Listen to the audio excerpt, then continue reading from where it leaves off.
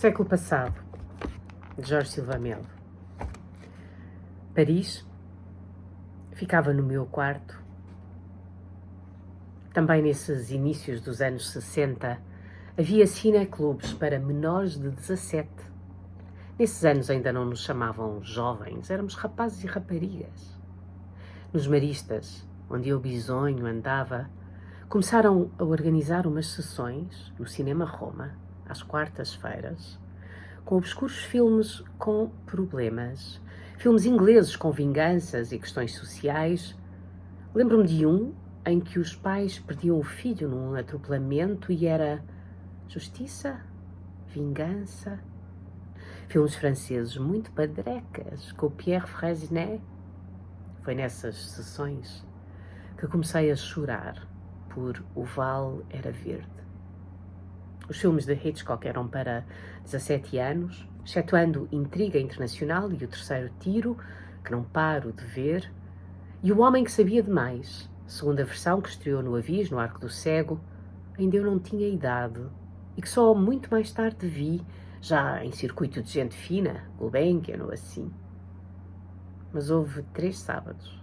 Posso até ir procurar o ano, 1961 ou já em 62, em que a irmã de um colega de turma, o António Carlos Esteves, ela haveria de casar em julho de 1970 com o filho de Henrique de Barros e eu estava na festa, na moradia do Restelo. Passei a tarde a falar com o Rui Belo. E aí foi que os dois, expectantes, soubemos da morte do Salazar. Me arrastou para o Colégio do Sagrado Coração de Maria à Alameda. No primeiro, passavam Os 400 Golpes, de François Truffaut. No segundo, Fugiu um Condenado à Morte, de Robert Bresson. No terceiro, A Grande Ilusão, de Jean Renoir.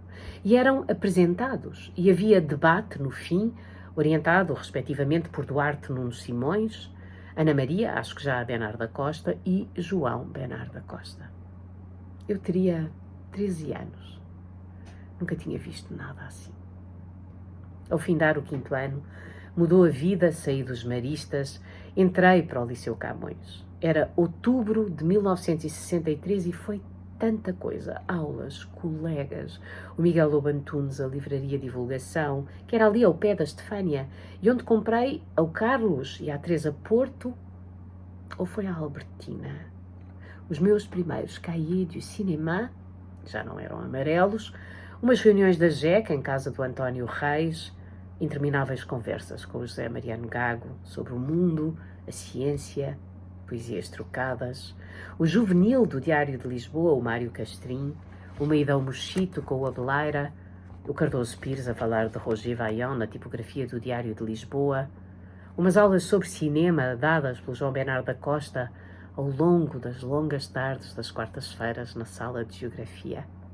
O Letras e Artes também, os primeiros romances italianos, Vasco Pratolini, que me fazia chorar, a SNBA, onde ia ver as exposições, os chapéus de chuva de Cherburgo, de Jacques Demy, inaugurando o pequeno estúdio do Império, primeira sala a parecer que era de arte e ensaio, e onde se seguiam filmes de Ingmar Bergman, Agnès Varda, Alain Tanner e o Mudar de Vida, do Paulo Rocha. A pequena galeria da Livraria 111, onde, nesse ano de 1964, se rasgou o mundo com as primeiras exposições de Palolo, Bravo, Álvaro Lapa, António Sena. E o primeiro filme para maiores de 17 que vi, Corações na Penumbra, Sweet Bird of Youth, de Richard Brooks, numa sessão de verão em Viana do Castelo. Tanto sexo. Eram os intermináveis verões enfastiados numa aldeia do Minho, enfiado no quarto a ler Guerra e Paz, Balzac e a Bovary, que me tinham sido recomendados por Mário Dionísio, professor meticuloso e entusiasmante, os primeiros livros de bolso. E os concertos ao fim da tarde, no Tivoli, Rostropovich, Isaac Stern, Charles Monk. Os primeiros Beethoven comprados, sonatas e concertos para piano, Wilhelm Kempff e a Deutsche Grammophon, e ainda o eco do antagonismo Toscanini e Furtwängler. Era a minha irmã que o trazia para casa, o classicismo de um contra o romantismo do outro. Um dia, ao voltar das aulas. Comprei numa tabacaria que ainda existe na esquina da Rua Castilho, com o Joaquim António de Aguiar, L'Étranger, de Albert Camus, livre de poche, 12 escudos. Li-o, perplexo, durante essa tarde e declarei-me adulto. Teria 15 anos. Também por esta altura fui ao Cinema Império, no mesmo autocarro número 4 de sempre, e fui ver o Eclipse de Miguel Ângelo Antonioni. Era finalmente adulto, podia ir ao cinema sozinho e as noites ficaram menos obscuras. Nesse mesmo dia comprei 2 maços de cigarros, a marca era Porto, 3 escudos e 50, e fumei-os de seguida, angustiado, miúpe, comprometido com um mundo cujo rame-rame continuava. E terei visto os primeiros Bergman. Chegavam notícias de agitação, prisões de estudantes, trapalhadas, cisões. O Concílio do Vaticano avançava e corria que até a encíclica Pacem in Terris, de João XXIII, fora cortada pela luz da censura. Falava-se de África e de lá viria a libertação.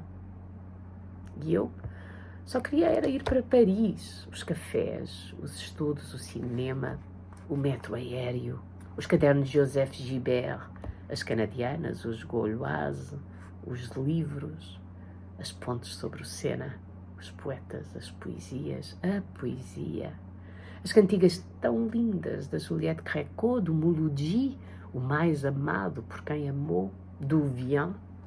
Só pensava em Paris. Até podia ser Johnny Halliday, e ainda sou, confesso, admirador e embasbacado. Mas era tudo aqui, na Rua Artilharia 1, Lisboa. Paris ficava no meu quarto.